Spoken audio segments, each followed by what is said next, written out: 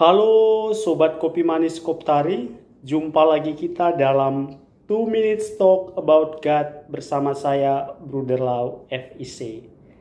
Sobat Kopi Manis Koptari yang terkasih, mungkin sebagian dari kita sudah pernah mendengar, membaca, melihat, entah itu melalui aneka media, atau mungkin juga sudah pernah mengalami langsung apa yang disebut fenomena penipuan. Contoh kasus yang masih terngiang di benak dan pikiran kita adalah fenomena modus minyak goreng dengan harga murah meriah. Bagi kaum ibu, pasti akan berbondong-bondong rela mengantri untuk mendapatkan minyak goreng dengan harga yang sangat murah. Tentu masih banyak kasus penipuan yang lain. Dan yang saya tahu yang paling marak sekarang adalah kasus penipuan jual beli online. Kita semua tahu dunia kripto sekarang ini sedang marak-maraknya. Kripto itu sejenis mata uang virtual yang digunakan untuk bertransaksi satu dengan yang lain secara online. Dan ini adalah suatu cara berbisnis dan usaha yang sangat baru. Kita tidak sadar, kita akan digiring oleh teknologi untuk menjadi kriptomania. Cukup banyak orang terjerat masuk dalam tahanan gara-gara modus penipuan semacam ini. Dan saya kira pada akhirnya oknum-oknum tersebut menyesal. Dan biasanya penyesalan itu selalu muncul kemudian. Ya kan?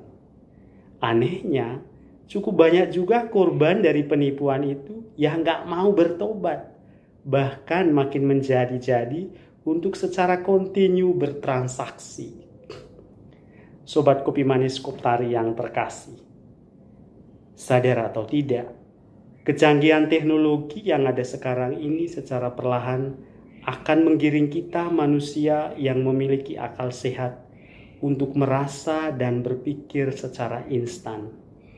Kita sangat mudah terpercaya dengan apa yang kita baca, apa yang kita lihat, dan apa yang kita dengar. Seolah-olah indikator dari suatu kebenaran itu hanya sebatas yang ditangkap panca indera kita. Dan hemat saya, ini sangat-sangat keliru. Kita cenderung terjebak dengan kenikmatan-kenikmatan sensasi melalui panca indera. Padahal, apa yang kita lihat, apa yang kita baca, apa yang kita dengar melalui panca indera belum bisa menjadi representasi dari kebenaran itu. Dan hemat saya, benar tidaknya sesuatu itu pada saat kita dapat melibatkan keseluruhan diri kita, tidak sebatas pada yang ditangkap indera. Apa yang saya pikirkan secara nalar belum tentu sama persis dengan realitanya. Dengan kata lain, kita cenderung terjebak dengan cover atau dengan bungkusnya. Sobat Kopi Manis Koptari yang terkasih, hari ini kita mendengarkan kisah seorang pegawai istana yang mencari Yesus untuk menyembuhkan anaknya yang sakit. Pegawai istana ini sangat percaya akan kuasa Yesus. Pertanyaannya, apa sih yang membuat seorang pegawai istana ini mencari dan percaya pada Yesus? Adakah pengalaman sebelumnya bahwa dia berjumpa dengan Yesus? Hemat saya sebagai seorang beriman, bisa jadi sebelumnya pegawai istana ini memiliki pengalaman akan Allah atau pengalaman bersama Yesus. Sebagai orang beriman, impossible dia percaya begitu saja jika tidak ada pengalaman atau perjumpaan sebelumnya. Saya kira kalau dia percaya hanya sebatas pada apa yang dia baca, yang dia dengar, dan yang dia lihat tentang Yesus, menurut saya, dia ini bukan tipe orang beriman.